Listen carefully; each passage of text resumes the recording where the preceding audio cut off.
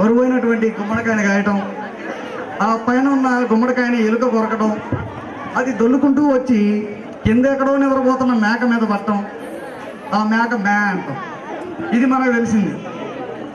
దీన్ని ఎగ్జాంపుల్గా ఎందుకు చెప్పామంటే, ఇతని పేరు కోటేశ్వరరావు అలియాస్ కోటిగాడు. సరిగ్గా తినడానికి తిండి లేదు, ఉండటానికి సరైన ఇల్లు లేదు, సరైన కట్టుకోవడానికి సరైన బట్ట కూడా లేదండి.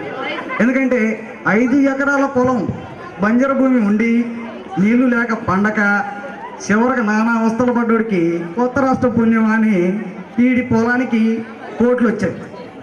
కోట్లు రాగానే కోటేశ్వరరావుకి కళ్ళు నెత్తికెక్కి కాళ్ళు నేల మీద నిలబడక చివరికి గంజి స్థాయి నుంచి బెంజి స్థాయికి వెళ్ళిన కోటేశ్వరరావు కాస్త మళ్ళీ తిరిగి ఏం చేసిన ఘనకార్యాల వల్ల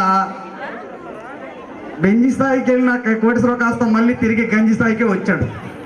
అదే స్క్రిప్ట్ అండి. వాచ్. సుబ్బిగా, రే సుబ్బిగా, ఎక్కడ తెచ్చావురా? ఏంట్రా కొట్టి అలా అరుతున్నా? ఓటేంట్రా, బలిసిందా? అలా పిలితేనారా పలికేవాడు, మరి ఏమైంది? అప్పుడు వేరు, ఇప్పుడు కోట్లున్న కోటేశ్వరరావు ఇక్కడ.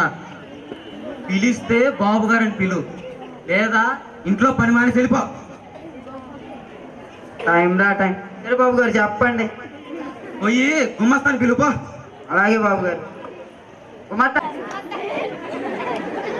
సార్ పిలిచారంట? చూడు గుమ్మస్తా.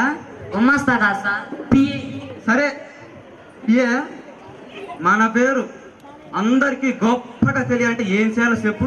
ఏముందండి, రాజకీయాల్లోకో సినిమాల్లోకో వెళ్తే చాలు అందరికి గొప్పగా తెలిసిపోతారు.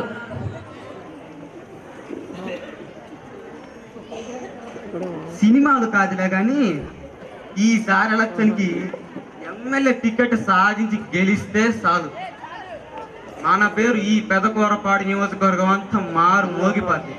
అది జరగాలంటే ముందు పార్టీ వాళ్ళని కలవాలి.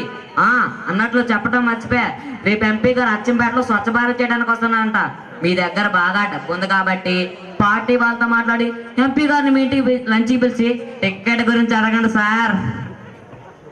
భాషరా బియ్యే, అత్యంత పని మనలాంటి గొప్ప వాళ్ళకి ఇప్పుడే మాట్లాడతా.